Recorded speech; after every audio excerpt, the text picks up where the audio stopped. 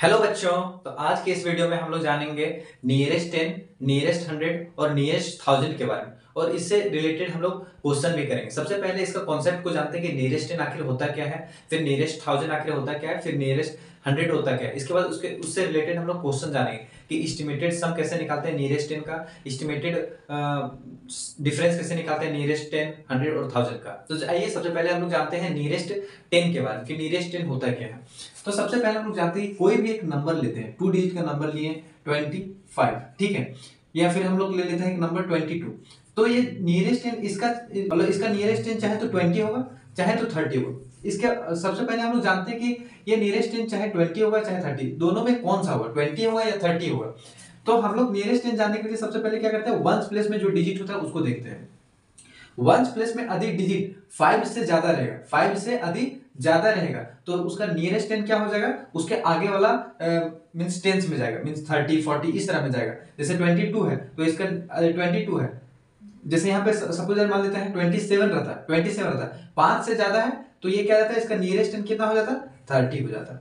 और यदि यही 5 से यहाँ पे कम कोई नंबर लिखे 22, 5 से नंबर कम है यहाँ पे तो इसका नियरेस्ट 10 कितना हो जाएगा, 20 हो जाएगा। सपोज दैट और एग्जांपल हम लोग लेते हैं और दूसरा एग्जांपल लेते हैं और दूसरा एग्जांपल हम लोग लेते हैं 52 लेते हैं। तो इसका नियरेस्ट 10 हम लोग को फाइंड करना है, तो नियरेस्ट 10 इसका कितना हो जाएगा, तो हम लोग क्या बोलेंगे कि इसका वंस प्लेस में देखेंगे, वंस प्लेस में अधिक 5 से ज्यादा होगा, वंस प्लेस में 5 से ज्यादा होगा तो ये 60 हो जाएगा, लेकिन वंस प्लेस पे 5 से कम है तो ये कितना हो जाएगा, 50 हो जाएगा। तो इसका नियरेस्ट 10 कितना होगा, 50। उसी तरह अगला एग्जांपल देखते हैं 67 का, इसका नियरेस्ट 10 बता सकते हैं आप लोग, 70 हो जाएगा, क्योंकि 5 से ये ज्यादा है, 7 क्या है 5 से ज्यादा है, तो 5 से ज्यादा तो क्या होगा, अगला वाला चलेगा, मतलब 60 से आगे क्या होता है 70, तो इसका नियरेस्ट 10 कितना हो जाएगा, 70। उसी तरह अगला एग्जांपल हम लोग देखते हैं 72 का, 72 का नियरेस्ट 10 कितना हो जाएगा, 70 हो जाएगा। उसी तरह अगला हम लोग जानते हैं 79 का, तो 79 का नियरेस्ट 10 कितना हो जाएगा, 80, ठीक है।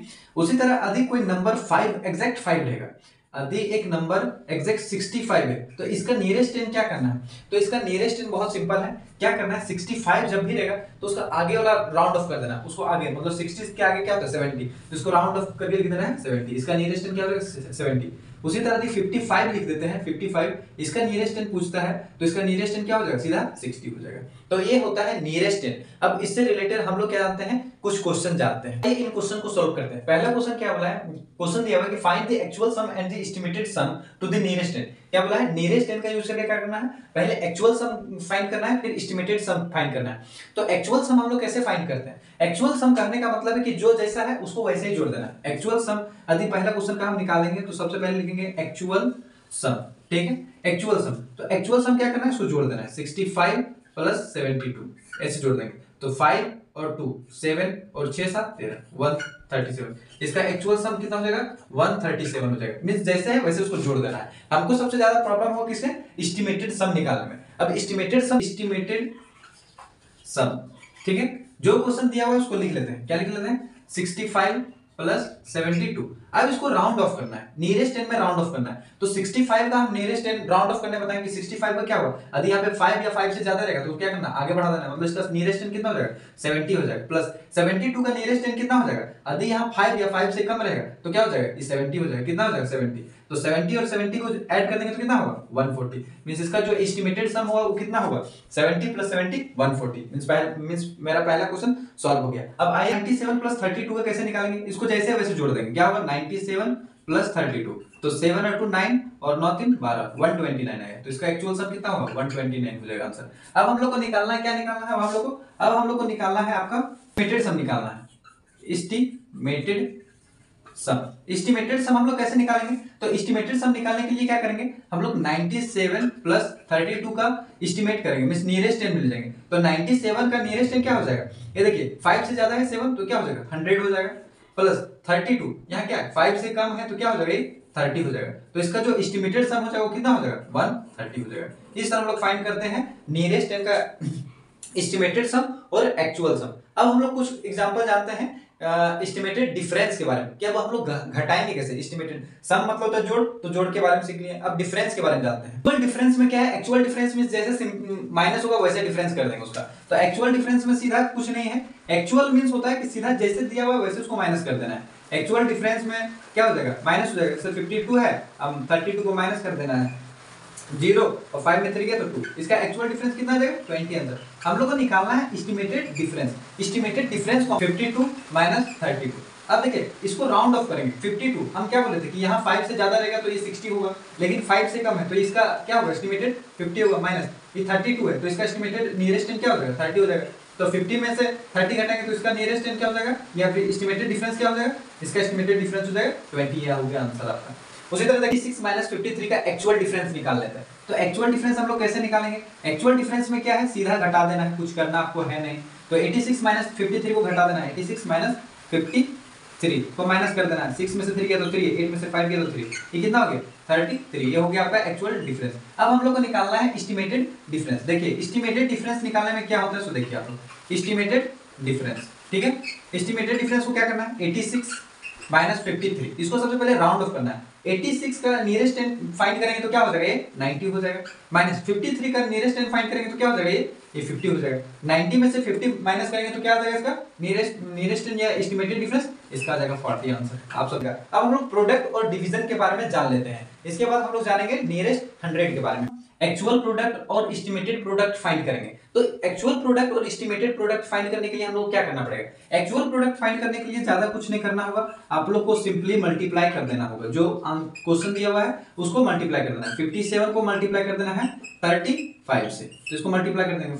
5 7 जा 35 का 5 कैरी 3, 5 5 जा 25 और 25 और 3 28 कट गया 21 5 से 15 15 हेलो 17, ये हो गया 5991। इसका हो जाएगा एक्चुअल प्रोडक्ट हो जाएगा 1995। ये मल्टीप्लाई करने के बाद इसका आंसर आ गया।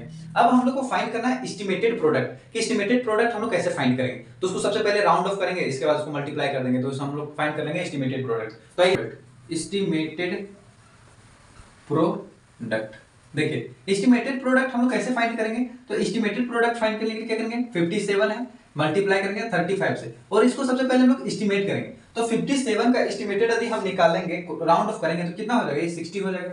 इनटू 35 को हम राउंड ऑफ करेंगे तो क्या हो जाएगा 35 का हम लोग क्या बताएंगे कि इसको आगे वाले लिख देना है, मतलब 35 है तो क्या हो जाएगा 40 हो जाएगा इसका एस्टिमेटेड डिजिट इसको लिखेंगे तो नियरेस्ट एंड में लिखेंगे। तो अब क्या करना है इसको मल्टीप्लाई कर देना है। तो 6 को 4 से मल्टीप्लाई कीजिए 24 और 2 0 है तो 2 0 बैठा दीजिए, ये हो गया आपका आंसर। ये डिवीजन में कुछ होता नहीं है, एक्चुअल में आप लोग को बताएं कि जो क्वेश्चन है उसी के अकॉर्डिंग डिवीजन कर देना है। जैसे 27 को 9 से डिवाइड करना है तो 27 को क्या कीजिए आप लोग 9 से डिवाइड कर दीजिए, 9 3 जा 27, ये कट गया। तो इसका एक्चुअल डिवीजन क्या होगा, एक्चुअल क्वोशिएंट इसका मींस डिवाइड करने पे जो क्वोशिएंट आएगा उसका क्या होगा क्वोशिएंट, तो 3 होगा इसका क्वोशिएंट, ठीक है। उसी तरह अब एस्टिमेटेड डिवीजन में क्वोशिएंट फाइंड करना होता है। क्या फाइंड करना होता है क्वोशिएंट। तो एस्टिमेटेड डिवीजन का क्वोशिएंट कैसे फाइंड करते हैं करेंगे। तो क्वेश्चन दिया हुआ है 27 डिवाइडेड बाय 9, तो सबसे पहले हम लोग क्या करते हैं राउंड ऑफ कर देते हैं। 27 का नियरेस्ट एंड हम फाइंड करेंगे तो क्या हो जाएगा 27 का ये हो जाएगा 30 डिवाइडेड बाय 9 का हम नियरेस्ट एंड फाइंड करेंगे तो क्या हो जाएगा 9 का 10 हो जाएगा। अब 30 को 10 से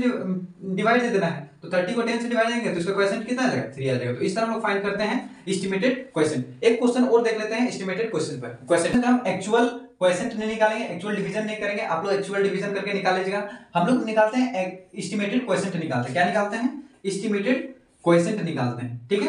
देखिए सबसे पहले क्या है 52 डिवाइडेड बाय 6 है, तो इसको हम एस्टिमेट करेंगे। सबसे पहले राउंड ऑफ करेंगे, नियरेस्ट 10 इसका फाइंड करेंगे। तो नियरेस्ट 10 इसका क्या हो जाएगा 52 का 50 हो जाएगा, डिवाइड बाय 6 का हम नियरेस्ट 10 फाइंड करेंगे तो क्या हो जाएगा 6 का नियरेस्ट 10 हो जाएगा। अब 10 को 50 से डिवाइड कर देना है, कितना हो जाएगा इसका नियरेस्ट मींस एस्टिमेटेड क्वोशिएंट 5 हो जाएगा। तो इस तरह हम लोग फाइंड करते हैं एस्टिमेटेड क्वोशिएंट।